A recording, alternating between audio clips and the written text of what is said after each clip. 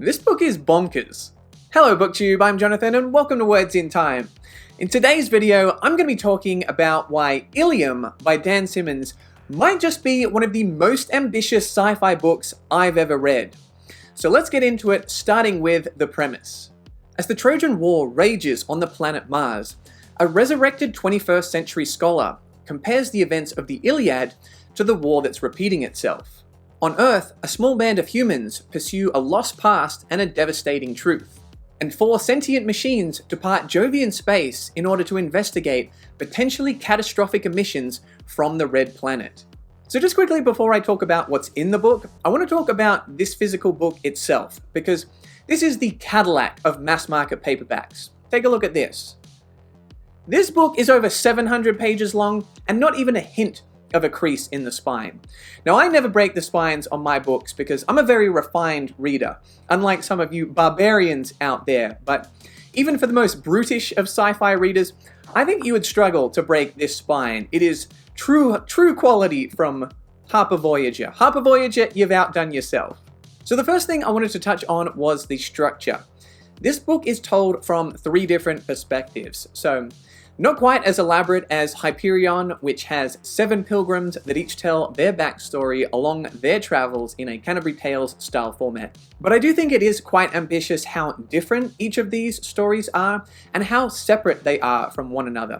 You do need to put a little bit of trust into Simmons that things are going to start to click for you, things are going to start to make sense, and we might see some relevance of the different stories.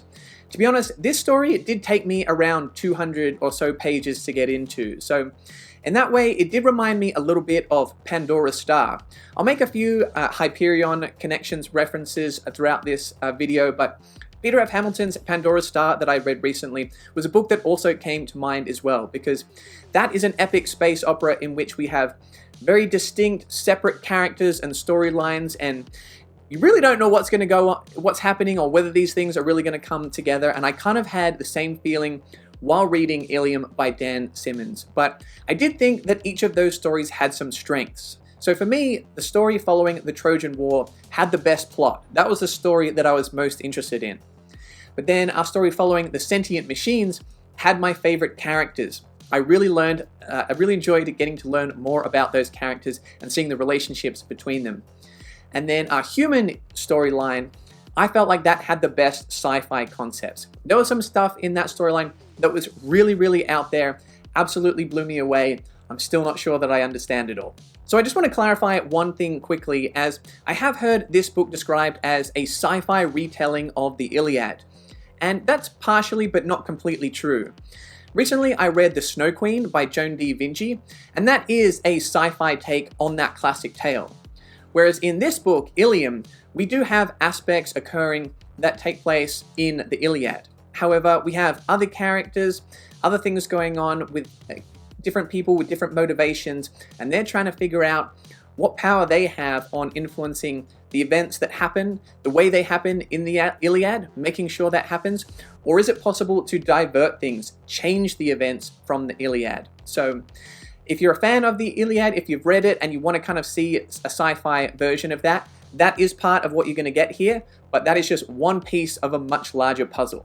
Something else rather ambitious that Simmons likes to do in his writing is include literary and historical influences. And they're not just little references here and there, little Easter eggs for us to pick up, although there are plenty of those. He actually places them front and center in the storyline and weaves them into the narrative. So just as Hyperion references the works of John Keats, among others, Ilium obviously draws a lot from Iliad, but references a lot of other great works as well.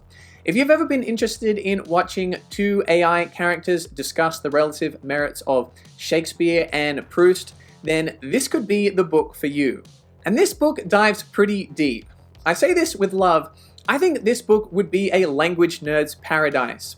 It goes on some pretty nerdy language tangents where it discusses things like the particular verb that was used is reflective of so-and-so, or the difference between the singular or plural has the implications of so-and-so. So if you've ever been someone that has studied the Iliad or other classic works, or would like to experience that within a sci-fi kind of space opera, throw the kitchen sink in there type book at the same time, then I think you're really gonna enjoy Ilium.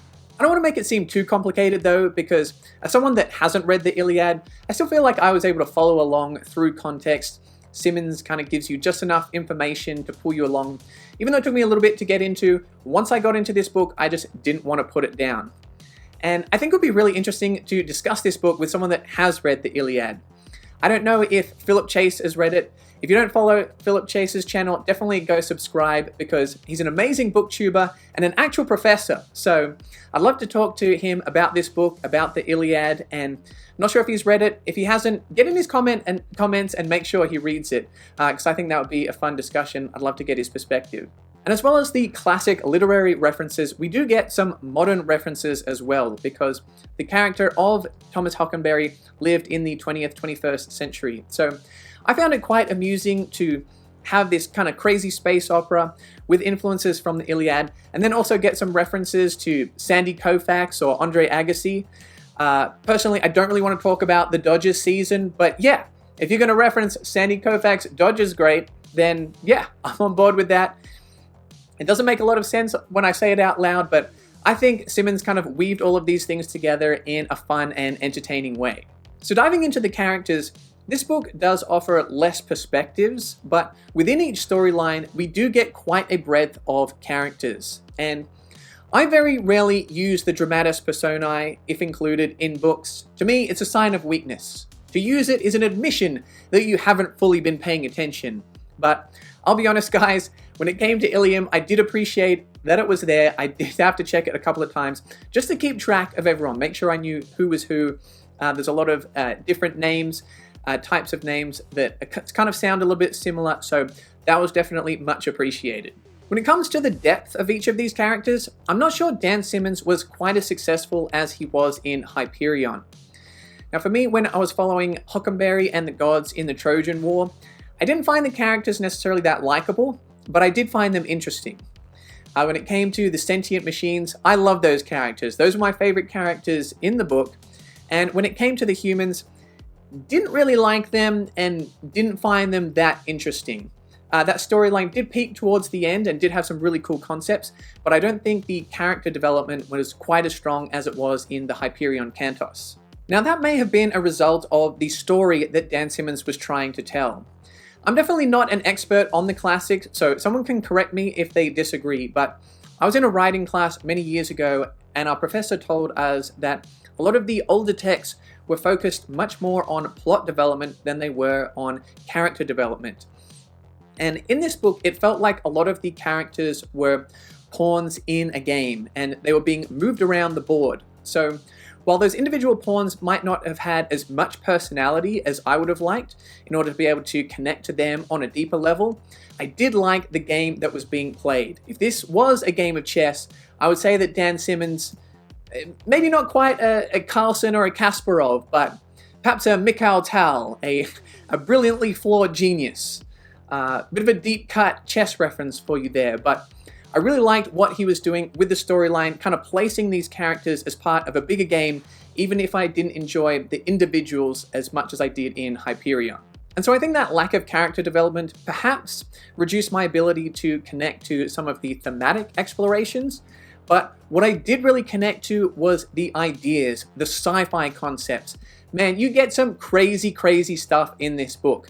You get quantum physics, teleportation, artificial intelligence, and as each of these concepts are introduced, they just manage to up and up the stakes over and over again. And I was absolutely hooked by the ideas. Even if I didn't always quite follow exactly what was going on, there was quite a funny exchange in the book where a character is explaining something and someone interrupts them to reply, "You do realize we don't understand about 2/3 of the words that you just used?" And while I wasn't able to follow along everything, as you let it soak in throughout the book, things start to make more and more sense, and I enjoyed those concepts more and more myself. Now, sometimes in books where you just have so much going on, the author starts to kind of lose the ability to keep track of everything, keep everything in order, and the pacing starts to slow down. It's kind of the length of the chapters. As you start here, they kind of get longer and longer as you progress and as you go out, and things just kind of spiral out of control, and you're left with this broom head looking thing, all right? What am I going to do with a broom head, all right? Sweep up this mess of a pacing that you've created? No, we don't want that. But what Dan Simmons was masterfully able to do in Ilium was, while things were a little slow for me to get going, the chapters were fairly long. You start out here, but then they start getting shorter. The pace builds, all right? Everything starts happening faster and faster and faster until you've made a spear point, a Trojan warrior spear point of pacing. Unbelievable. Absolutely loved how this just kept on getting better and better throughout the book. I absolutely smashed out the second half of it because I just needed to know what happened next. So I just want to quickly mention some minor issues for me. I found in the book there were some descriptions that were just a tad bit cringy, and there were a few tangents that Simmons went on that I felt were unnecessary. I didn't particularly connect or relate to, and I felt like the book could have been stronger without. Fortunately, it wasn't anything that was particularly extensive or egregious, but just with some minor trimming, I think this book could have been even better. And lastly, before I give my final verdict, do I think Simmons was ambitious with the ending? Well, as this is part 1 of a duology, I'm going to have to wait a little bit until I read Olympus to give my final verdict on that, but as an ending for part 1, I do think this built to something big. We got kind of a resolution for a part A, and then we set up some pretty massive stuff for part B. So I'm excited to get to it. I think there's some really cool stuff going on. I'll be reading Olympus in November. So if you haven't joined the read along, there is still a bit of time if you're interested in joining me for Ilium and Olympus. So what is my final verdict on Ilium? Well, when it comes to the ambitiousness of this book, I'm not sure if I could say that it's number 1, but I would put it up there in my top tier with Simmons' own Hyperion Cantos and Peter F. Hamilton's The Commonwealth Saga. There is so much going on here to love. I think the story is absolutely fascinating and the sci-fi concepts blew me away. I had some minor issues and I would have enjoyed a little bit more character development because I don't think I connected with this personally as emotionally as much as I did with Hyperion, but I think the story itself, at least comparing book 1 to book 1, I might have found even more satisfying with Ilium. So I know that's pretty high praise. It's going to be interesting to see whether Olympus can live up to it, but for now, I went back and forth between an 8.5 and a 9. I'm feeling generous today. This might change after I read book 2 of the duology, but for now, a 9 out of 10 for Ilium. Absolutely loved it. So just quickly, I want to thank one of my subscribers, King Crusoe, for sending Ilium to me as a gift off my Amazon wishlist. I really appreciate it, and I really enjoyed the book. I also want to thank Alex from Tall Guy Reads for co-organizing this read-along. Definitely go to the link in the description for my Discord server, and I'll leave the link to his Discord server as well, the Grimoire Discord. And finally, I want to give a shout out to my Patreon members, my robots, my androids, and my cyborg Nima. Your support means a lot, and I look forward to talking about more sci-fi books with all of you. I hope you enjoyed the video. If you did, make sure to like and subscribe, and you can find more sci-fi content over here.